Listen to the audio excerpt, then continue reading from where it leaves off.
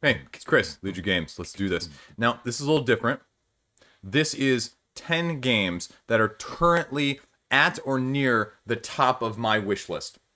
Now, a couple already released, but also a lot that are to yet come, whether that's from a retail side of things or from a crowdfunding side of things. A little bit of everything thrown in.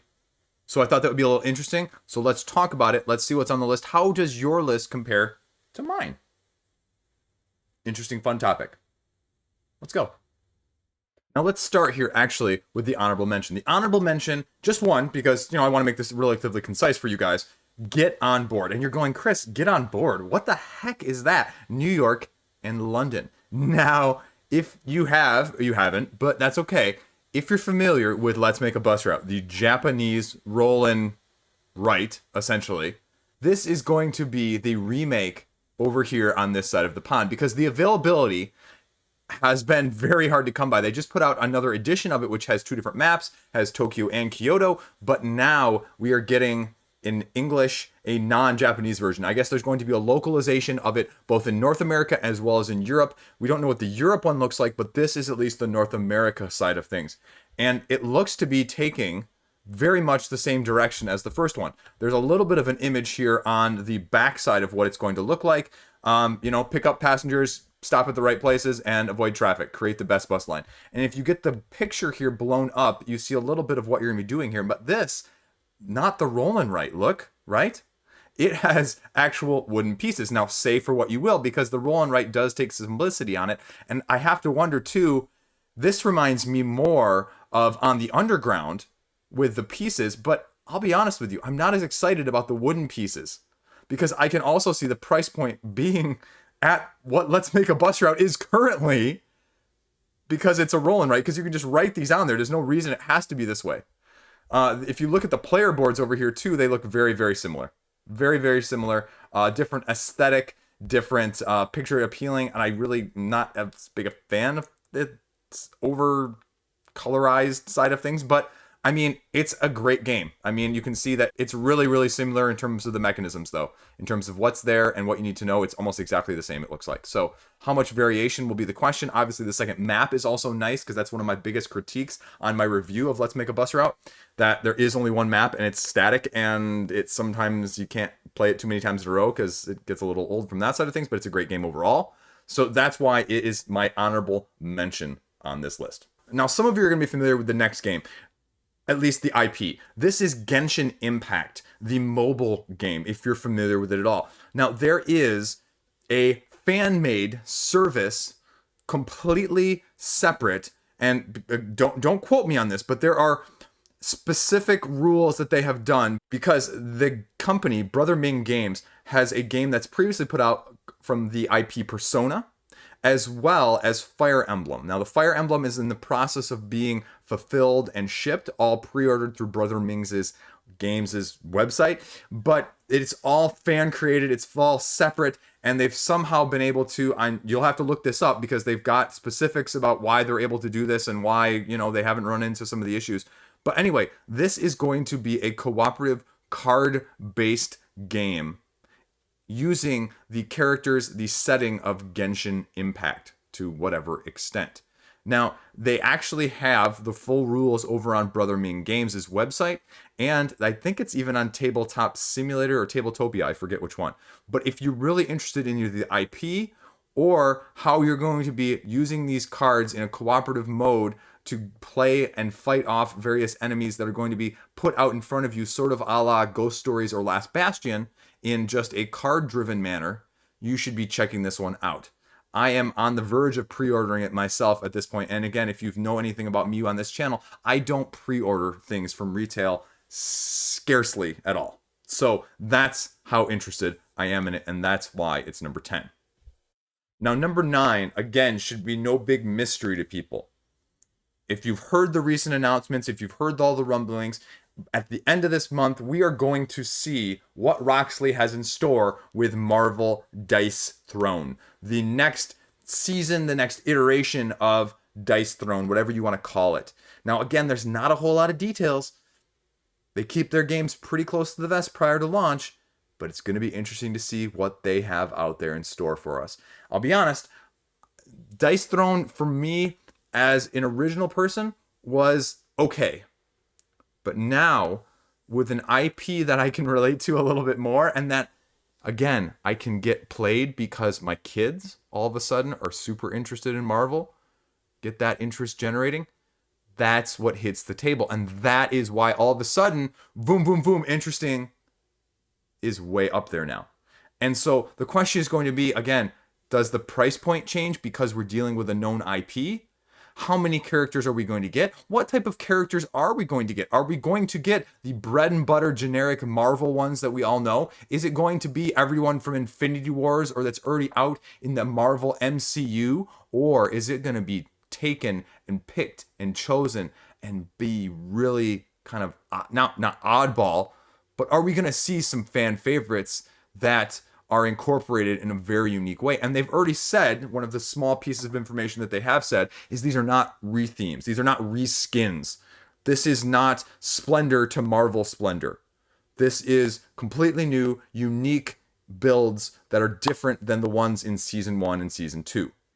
Next up on the list, we have Role Player Adventures. Now, I have had the previous edition of Role Player, but my wife and I found it to be just, we were doing the same thing over and over again. We're almost too good at it from that side of things. One of the few games I can actually say that out. So I ended up passing on this because even though I wanted it, I've had a number of these lately from Kickstarter in the last year or so as I've cut back that I go, why am I getting this at Kickstarter instead of retail? And this was one of those, and I sort of regret it, and I sort of am okay with it at the same time. Sort of like Sleeping Gods. There wasn't a whole lot exclusive, but you're maybe going to pay a little bit more, maybe pay a little bit less, depending on how things go. And this is one of those I could see it going either way. But this is what I think of when I think of a typical campaign game for me. Lots of dice rolling, decision making, but not as much overhead, not as much nuance, because that's what's going to get to the table now sooner. I have a lot of other campaign games, but that's the biggest problem with them is I just don't get them to the table, and this could potentially alleviate some of those issues.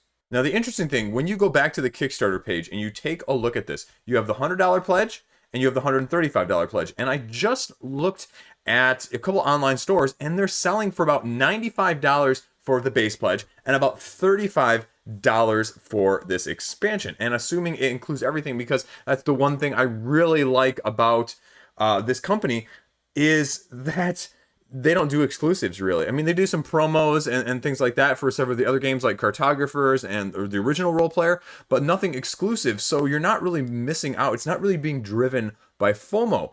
So, I mean, yeah, you're saving $10 plus whatever shipping is. So is it a huge difference? No.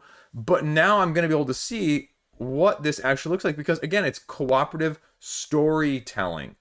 And it's storybooks making up choices with dice rolling. And like I said, we were really good at the base game.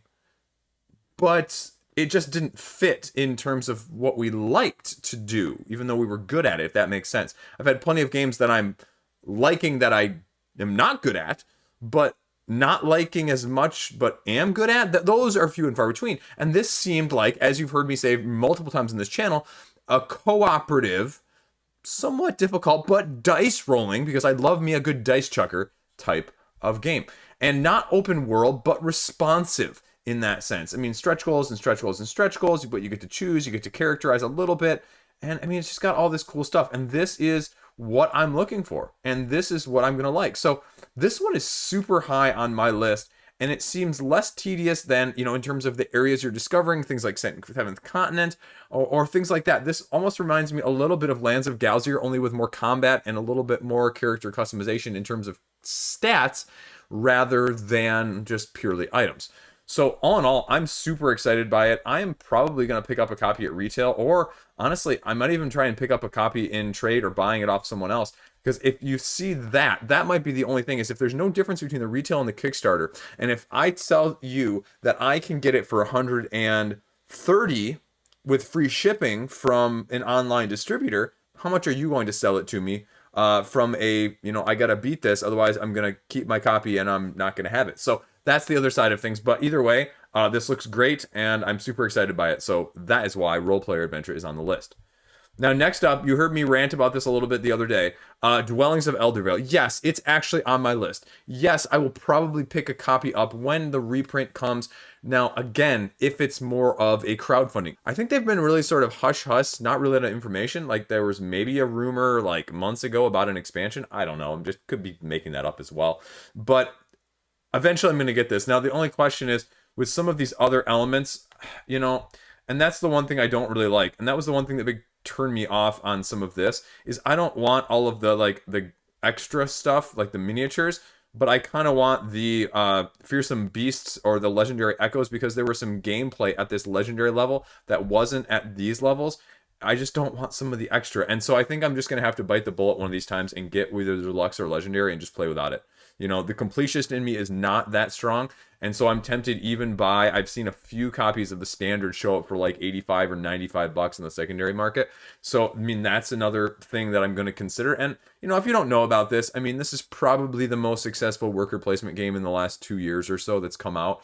And it came out through crowdfunding. It raised $500,000, and things are going for 200% on the secondary market because, like I said, no one knows when that reprint is actually going to show up, or when it's going to be, or what it's going to entail. Is it going to be crowdfunding? Is it going to be retail? I'm sure more information is out there, but I'm not up to speed on that side of things, so I'm just going to wait. I'm not going to pay inflated prices, and I'm okay with that because this has enough worker placement to make me intrigued but not scare me off, but it also has enough Amerithrash and interaction and, you know, sort of take that in a little bit different sense that I would sort of like. And I mean, yeah, it's beautiful to look at too, which never hurts. Now, again, the learning curve to get to the table could be the biggest issue, which is sort of why, frankly speaking, I held off in the first time, even when they had the extra copies here were on the website, because they were sending out emails like in advance saying, hey, we're gonna have extra copies on this date, log in on this date and you can get them, because, you know, you don't want to tell anyone else because otherwise they'll sell out before you get one. So but yeah, that is why Dwellings of Eldervale is on my list, eventually going to be in my bucket. Now, you guys may not, this one's probably gonna be skipped over by a lot of the rest of you, but this is the one GIF series, the GIPF abstract series, that I do not have that I really want. I've got 2 of the others in my series already that I enjoy playing, Zerts and Yinch. But TZAAR here is the one I don't have. Now, why is TZAAR on my wish list? You're like, Chris, it's an abstract game. Why don't you just go pick it up? Well, it's not really in print. You can't really find a copy. It is a very unique, very highly rated abstract game. It is overall number 6 on the abstract top 450, essentially, on Board Game Geek. So, I mean, that's super high for an abstract. And you're using these sets of 3 pieces. And it's a really intriguing, unique concept because you have 3 sets of pieces they call the Trinity within this game. And the basic gist on the Board Game Geek page is that, what do you want to do? Do you want to take other people's pieces away and capture them, but then spread yourself thinner? Because if at any point you cannot capture another piece of another player's, or you run out of one type of a piece, you lose. Or would you rather stack your own up to make yourself stronger so you can then capture more? And it's just an amazing concept. And I'm not good at these games. Yinch, I'm horrible at Yinch. I have a great time every time. Speaking of games, like I just said about games that I'm not good at, but I love. And so this is the issue, is there's no copies of TZAAR in America that I can find. No stores, no online stores, no in-person stores, and I'm looking for a copy. The only copies I've seen are like, you know, like $100 overseas, maybe. And eventually I'm going to end up with a copy. I've tried trading a few people, tried trading, you know, online a couple places, you know, math trades and things like that, but I've struck out across the board. So eventually this abstract is going to end up in my collection. It's just a matter of time to go along with all of my other abstracts, the great abstract that it is. TZAAR. Check it out if you're interested, but that's why it's on my list, at least. Yep. If you heard me spout about this already, maybe you have, maybe you haven't. Adventure Tactics, Domien's Tower.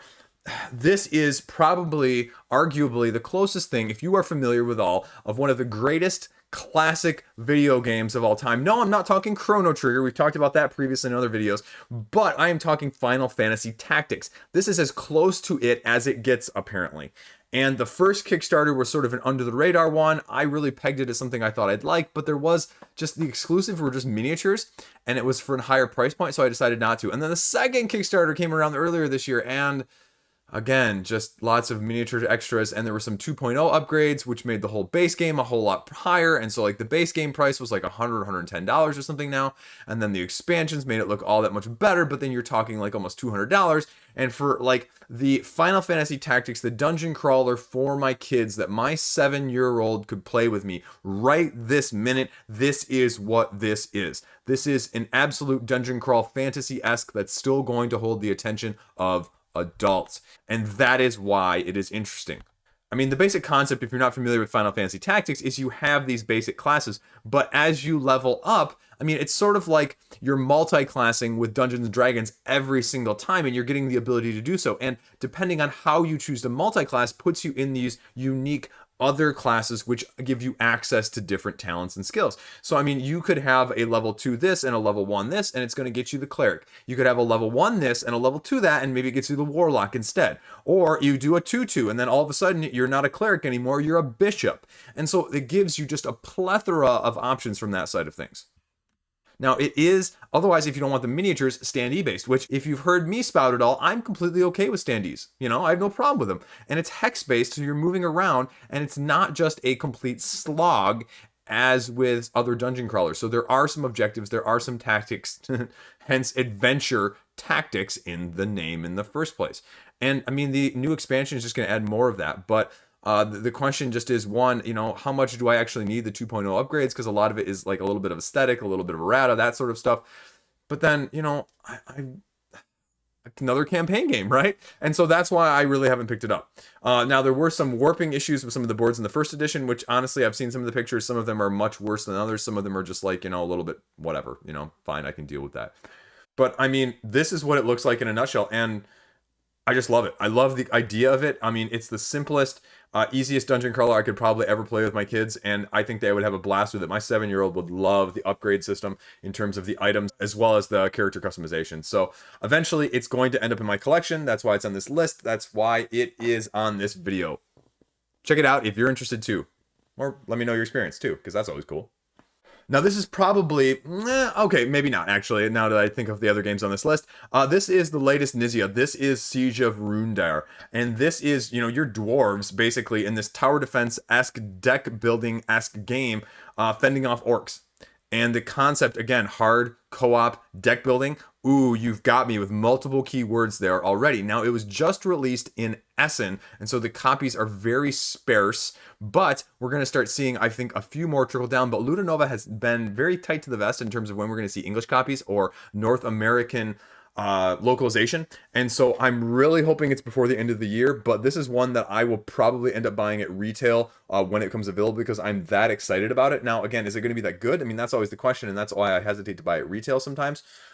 But like I said, I mean, you've got this tower in the actual game itself, and then you've got this sort of apparatus set up where you've got this tower defense. And we'll blow it up here, and you can see this tower defense with the multiple lanes, the multiple avenues, the multiple ways of buying attacks and building your deck up with weapons and standees. And I mean, it just looks awesome. And I mean, doesn't this look cool as a visual representation, especially if you can buy this at a retail side of things? This would cost you like $100 on Kickstarter, but I mean, it's going to cost you like 50 at retail. So again, another great concept from a retail side of things, another something completely different.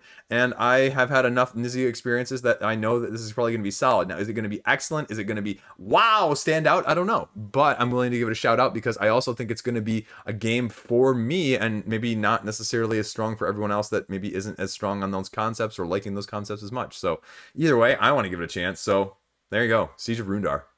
This is actually going to be the briefest one on the list, probably. And because, you know, if you heard me spout, you heard my review, level 99 games, because again, I can't not put a level 99 games game on my list, right?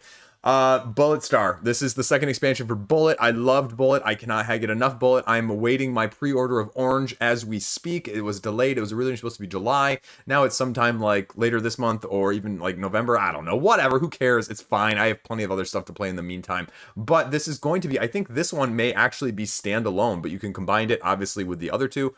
And so again, it's just going to give me more Bullet. It's going to give me more heroines, more different unique ways to play and get rid of those bullets in a real-time shoot 'em up 3-minute style action game. That's just awesome with my deluxe bullets in the first place, which apparently now you can be getting the deluxe bullets online. They're gonna have copies or more availability, maybe even as of right now. But it's also available on the website. You can pre-order it on Level 99 Games as well. So shout out because I'm a fanboy. Anyway, there you go. Told you it was gonna be quick. That's Bullet. Check it out. So now we have Stormsunder. Honestly, I don't know. I've gone back and forth about 100 times on whether or not to late back Stormsunder at this point. As I mentioned earlier in the video, obviously I have too many campaign games already, but this one, again, like Madara being my favorite campaign game, this one strikes heavily of that. Heavily. Now, obviously, maybe it's a little bit more, even narrative based, but man, this looks cool. But man, is it a price point. And I just, if I'm going to do it, I'm going to get just the core. I haven't been in contact with Lazy Square Games recently. If you saw my crappy video from earlier this year, they sent me some miniature prototypes of the actual miniatures from this game, which, again, were freaking amazing. And Wild Descent, though, was good, but ultimately, it was too skirmish for me. I want something a little bit more campaign. I want something a little bit more upgradable, because Wild Descent was good, but it was, just the one skill. It wasn't the narrative. It wasn't the branching. It wasn't as customizable as I would like as is, something like Madara in the first place, or Adventure Tactics, even from that side of things, as a lighter game. And so this looks much more up my ilk, up my Madara fetish, if you will. And so that's why I'm super interested, and I just don't know. I just don't know. But it's on my wish list. It's super high on that for that reason. I just don't know if I can justify it with all the other stuff I have unplayed campaign-wise. I mean, Etherfields is coming. I haven't touched Tainted Grail. All of those things. ISS Vanguard. I'm not anywhere close to done with Madara. I'm working on Vagrant Song right now. Just all of this stuff in so little time. But, that hasn't stopped me with some of the other ones. We'll see. Just because it looks amazing from that side of things, and it looks like if they can improve on what they've done already with Wild Ascent and the expansion for Wild Ascent, and this is just going to be a evolution of their practice from that side of things, I think it's going to be a massive hit as well. So I'm going to be hard pressed not to get this one as well. This is why this is my wish list, right? This is all the top games that I'm interested in, and this is why in the first place. So there you go. Now, this is going to be a weird one. This one, we know which one of these is not like the other. This is Glen More II, the Highland games. Now, Glen More II Chronicles is actually one of my favorite games. It's probably in my top 10 or 15 games overall, maybe top 20. I don't know. I've never done a top whatever list, so it's kind of hard for me to spitball it off the top of my head in the middle of this video. But, Glen More II as not really a rondel, but this marching progression of pieces around the tiles in which you pick them up, as you can see here, is just a really unique concept. And the further back you are means that you're the next person to go, and you get to go until you're not the furthest person back, and you pick up these tiles, and you lay out your little tiles here on your board, and you get to see, exactly how you're doing that, and then you activate the ones that are touching it to get more resources. Then you can cash in those resources to some of these other cards, and there's special abilities that you can utilize, and special, one-time bonuses. And so it's just cool. It's just a fantastic looking game. There's way too much in the base game already, but Highland Games adds a couple other modules. This is a game like El Grande, if you will, where you truly probably never need modules until, probably you've played it a dozen or two times. But, the original comes with something like 8 or 10, and this is adding 3 or 4 more, and it's picking up at retail for $35. So eventually I'm going to get it because I really love the idea of this. And again, this is a game where I could just play it and play it and play it. And like El Grande, I probably won't even play with the modules for the longest time, but owning them at that point is something of a completionist side of me. So eventually, it's on that list because, if the game is that good, a little bit more, especially a game that I want to play and a game that I will play, is always a good thing as well from that side of things. Now, I don't think you can combine it with the base game, which is probably the other biggest thing. Putting this together, if you can see all these components, was just a massive experience, and sorting them out into all these modules. But it's good. It's good. It's good. I cannot recommend Glen More II Chronicles enough, and that's why the expansion is on my wish list. So there you go. What, you didn't think I couldn't fit another level 99 game on there? Well, you've heard me expound, and I have been delinquent in putting it out, but Exceed as one of my top games, probably in my collection, probably higher than, Glen More Chronicles 2, which we just talked about. And so the successor to that under the BattleCon Exceed line has been Sakura Arms now. It was a Kickstarter within the last year, and from level 99 games, but there was not really any exclusives. It was just this promo collection. And I just couldn't at the time. You know, the funds weren't there and the availability there, and I hadn't played Exceed even at that point. I hadn't had played, I don't think, BattleCon at that point. And so I did not have the wherewithal to know how much I was going to like this. Now that I've seen it, and now that you give me sort of a distilled down Exceed value, if you will, because you're choosing these 10 cards. Now, again, it's going to be more deterministic, because if you choose the wrong 10 cards, I mean, yeah, it's going to be, you know, you could screw yourself even before, but then you just play again. And there's going to be 3 different boxes, you know, in terms of different characters. And I think there's 4 characters in each box. And I mean, this is a Japanese import. So, I mean, they're reskinning it, redoing some of the art and the text, but they're not like changing the game mechanics or anything. So I'm really, really, really, really excited about this one too, because I could, you know, as much as I have a bunch of those games in my collection, I could always use another one that's going to be easier to play, because my wife, you know, she kind of likes Exceed. I haven't tried BattleCon with her, but Exceed is still a little bit, at times, because we haven't played it enough, wrapping her mind around it completely, because she prefers to just play by experience, and she just wants to play. She doesn't want to hear about things. So it's like play by discovery, and sometimes that works really well for her and she kicks my butt, and other times I destroy her because she doesn't know what she's doing yet, and then she gets mad at me when she loses. Anyway, that's a whole nother conversation. Played Land versus Sea this weekend. Anyway, but yeah, this is cool. Again, if you've heard me rant and rave on any other videos, I'm a big Japanese game fan in the first place, and this just takes it from 2 things I love: Japanese games and these one-on-one fighting dueling games. It smashes them together, and so I'm easily excited. And so this is going to be one I am going to really get at retail, or very shortly after, or buy someone's Kickstarter pledge, or even reach out to Level 99 Games to see what they have available from a retail or review side of things too, because this is going to be smashing for me, I think. Smashing. Absolutely smashing. There you go. Check it out. So that's it.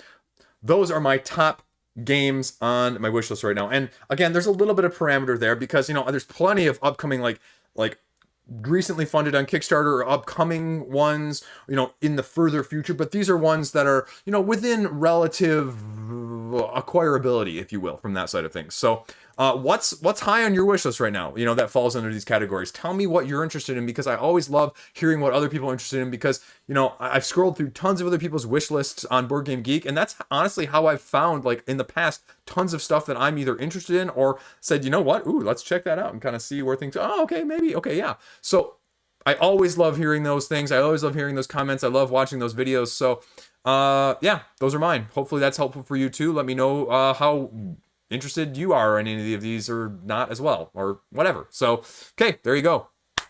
Have a great day. Stay classy. I'll see you around.